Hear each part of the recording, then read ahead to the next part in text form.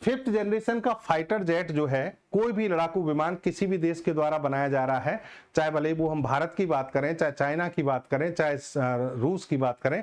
अभी तक पहले तो मैं आपको ये बता दूं, 3 ही ऐसे देश हैं जिनके पास में 5वीं पीढ़ी के फाइटर जेट ऑपरेटिव कंडीशन में है, यानी जो संचालित अवस्था में है, या फिर मैं कहूं कि जो सक्रिय अवस्था में है। वो कौन कौन से देश हैं? अमेरिका, रूस और चाइना, 3 ही देश हैं। बाकी के देश अभी डेवलपिंग फेज में हैं, इनको बना रहे हैं। जैसे टर्की भी बना रहा है, कोरिया, दक्षिण कोरिया बना रहा है, भारत ने अभी एमका शुरू कर दिया। तो बाकी देशों में इसको क्या किया जा रहा है? डेवलप किया जा रहा है। 3 देशों के पास ही ऑलरेडी बन चुके हैं। चलिए, इन विमानों की जो सबसे खास बात होती है वो होती है स्टील्थ टेक्नोलॉजी। अब स्टील्थ टेक्नोलॉजी को समझिए, होती क्या है।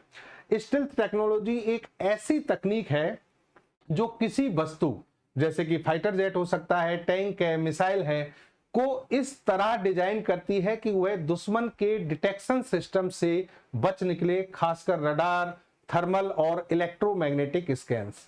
यानी दुश्मन अगर किसी रडार से, थर्मल सेंसर से या इलेक्ट्रोमैग्नेटिक सेंसर से किसी भी चीज से स्कैन कर रहा है, तो ये सिस्टम ऐसे होने चाहिए, ये फाइटर जेट या फिर टैंक या मिसाइल, कि वो हमें डिटेक्ट ना कर पाए। तो उसको क्या कहा जाता है? स्टील्थ टेक्नोलॉजी कहा जाता है।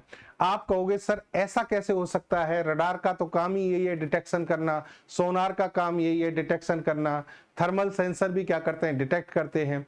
आपको बताते हैं कि ये इनका जो डिटेक्शन का प्रोसेस है, उसी में इनकी जो ना डिटेक्ट कर पाने की जो विशेषता है वो भी छुपी हुई है। इस प्रक्रिया को समझना, देखिए, जैसे मान लीजिए ये रडार है। रडार का मतलब होता है यहां पर radio detection and ranging. Radio क्या बता रहा है यहां पर? रेडियो यहां पर बता रहा है रेडियो तरंगों के बारे में। रेडियो तरंगों के बारे में दोस्तों, जिन साथियों को नहीं पता, मैं उनको बता दूं कि एक वैज्ञानिक हुए जिनका नाम था मैक्सवेल। क्या नाम था? मैक्सवेल। मैक्सवेल के द्वारा सबसे पहले प्रकाश तरंगों के बारे में यह कहा गया कि प्रकाश तरंगें विद्युत चुंबकीय तरंगें होती हैं। हालांकि प्रकाश तरंगों की खोज तो न्यूटन के द्वारा की गई थी। आइजैक न्यूटन, जो कि एक महान वैज्ञानिक थे, उन्होंने प्रकाश तरंगों की खोज की थी, प्रकाश तरंगों के बारे में बहुत कुछ अध्ययन किया था।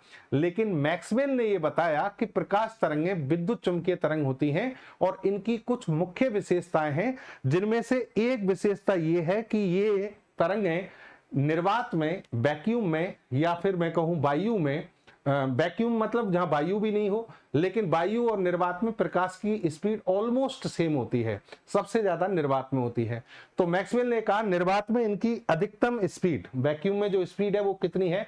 3 गुणा 10⁸ मीटर प्रति सेकंड, लगभग 3 लाख किलोमीटर प्रति सेकंड की स्पीड से चलती हैं। 3 लाख किलोमीटर प्रति सेकंड।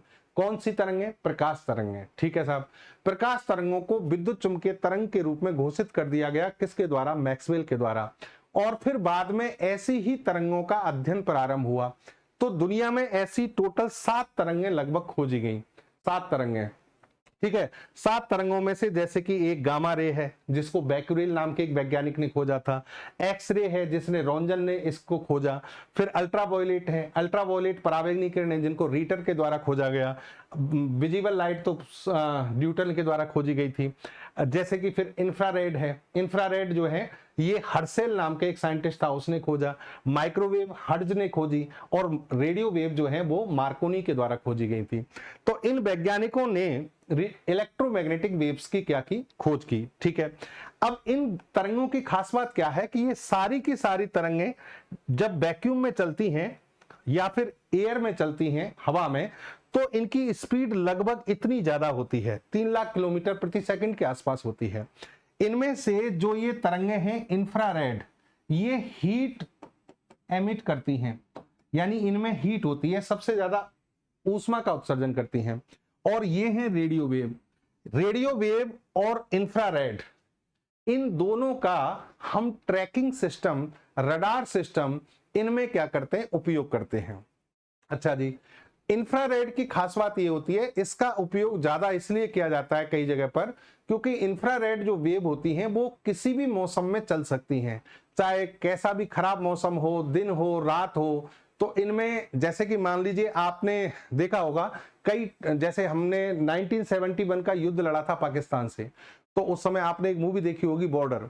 बॉर्डर में सन्नी देओल जिस किरदार को निभा रहे थे कुलदीप सिंह जी का, तो वहां पर वो रात भर अपने बहुत कम सैनिकों के साथ पाकिस्तानियों से लड़ रहे हैं, लेकिन हमारी एयरफोर्स वहां पर उनकी सहायता के लिए नहीं आ पा रही थी। क्यों नहीं आ पा रही थी? क्योंकि उस समय हमारे जो विमान थे, लड़ाकू विमान, उनमें इंफ्रारेड इमेजिंग सिस्टम या नाइट विजन कैमरे नहीं थे जो कि इंफ्रारेड वेव से चलते हैं। इंफ्रारेड वेव जो कि रात्रि में भी क्या कर सकती है, लोकेशन को पता कर सकती है।